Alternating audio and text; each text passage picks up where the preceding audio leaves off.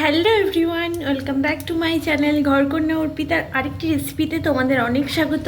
তো চলো আজকে কি রান্না করছি তোমাদের সঙ্গে শেয়ার করি। সকালের জলখাবার হোক রাতের ডিনার, তো ঘুগনি কিন্তু সব সময় চলে। তো চলো আজকে রেসিপি ঘুগনি। তো দেখো, ঘুগনি বানানোর জন্য আমি কিন্তু এই মটরগুলোকে প্রায় 5 থেকে 7 ঘন্টা মতো আমি ভিজিয়ে রেখেছিলাম। তারপরে দেখো আমি একটা প্রেশার কুকার নিয়ে নিয়েছি, আর প্রেশার কুকারে আমি মটরগুলোকে 5 থেকে 7টা সিটি দিয়ে নেব, কারণ মটরগুলো যাতে ভালো করে বয়েল হয়। প্রথমে দিয়ে দিলাম আমি এতে জল, দিয়ে দিলাম একটা তেজপাতা, একটু লবণ দিয়ে দিলাম, কারণ মটরের ভিতরে যাতে লবণটা যায় তার জন্য কিন্তু এই সিদ্ধতেই লবণ দিলাম। আর দিলাম সামান্য হলুদ গুঁড়ো। এই তেজপাতাটা দেওয়ার কারণ একটাই, স্মেলটা না খুব সুন্দর আসে। প্রেশার কুকারের ঢাকনা বন্ধ করে দিয়েছি, আর এবার গ্যাসটা অন করব। তো এবার এটা যতক্ষণ না বয়েল হচ্ছে, মিনিমাম 5 থেকে 7টা সিটি তো দিতেই হবে। তো চলো মটরটা সিদ্ধ হয়ে যাক।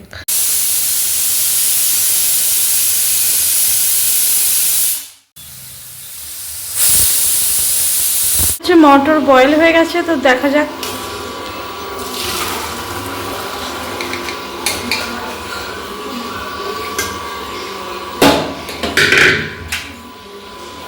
তো মটর কিন্তু খুব সুন্দর বয়েল হয়েছে, তোমরা দেখতেই পাচ্ছ।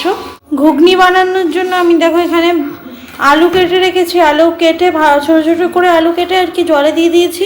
একটা টমেটোকে পেস্ট করে রেখেছি, আর এখানে নিয়েছি কিছু মশলা, যেমন রসুনটা দিয়ে দিলাম, আর এখানে আদার পরিমাণটা কমই রেখেছি, আর দুটো ছোটো সাইজের পেঁয়াজ কুচি, ঠিক কাঁচা লঙ্কা। তো এর একটা মিহি পেস্ট তৈরি করে নেব। তো দেখো কত সুন্দর পেস্ট হয়ে গেছে। কড়া গরম হয়ে গেছে, কড়াইতে আমি পরিমাণ মতো তেল দিয়ে দিলাম।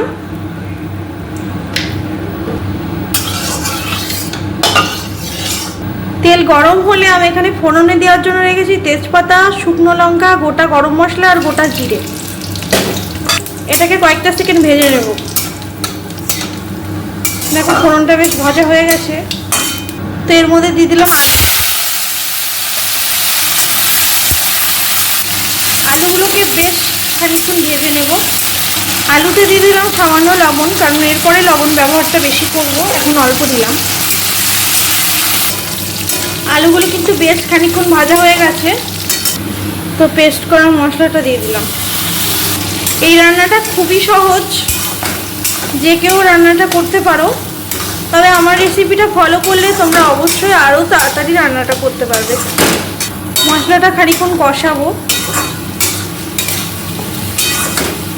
বেশ খানিকক্ষণ কষানোর পরে আমি এখানে টমেটো পিউরিটা অ্যাড করলাম।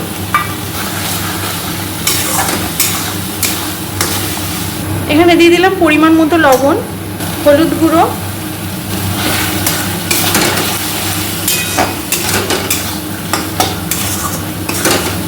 এক চামচ জিরে গুঁড়ো, 1 চামচ ধনে গুঁড়ো, হাফ চামচ লঙ্কা গুঁড়ো। এখানে লঙ্কার গুঁড়োটা আপনি নাও দিতে পারে, বাচ্চারা খেলে অবশ্য লঙ্কার গুঁড়োটা স্কিপ করবেন।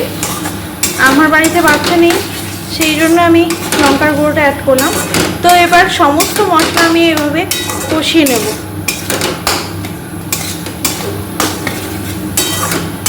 বেশ খানিকক্ষণ কষানো হয়ে গেছে, আমি এর মধ্যে মটর দিয়ে দেবো।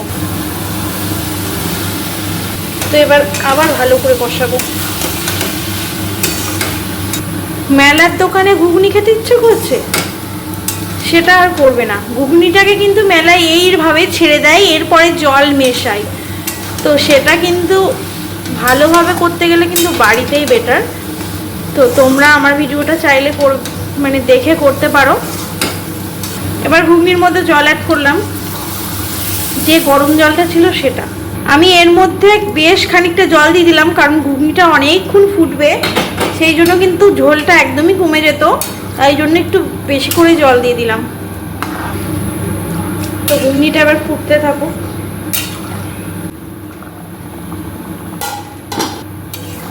আমার ঘুগনি অলমোস্ট রেডি। এর মধ্যে অ্যাড করলাম ধনিয়া পাতা, 1 চিমটে চিনি, কারণ টমেটো পেস্টই দেওয়া আছে, তো সেই জন্য যাতে টক মিষ্টি ব্যালেন্সটা ঠিক থাকে তাই জন্য দিয়ে দিলাম গরম মশলা গুঁড়ো।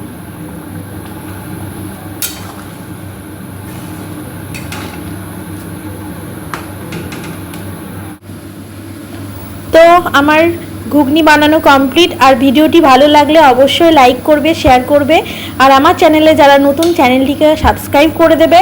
আর এইভাবে সহজ পদ্ধতিতে ঘুগনি বানান, দেখবে খেতে খুব সুন্দর হবে। দেখা হবে খুব শিগগিরই পরের একটা রেসিপিতে। বাই।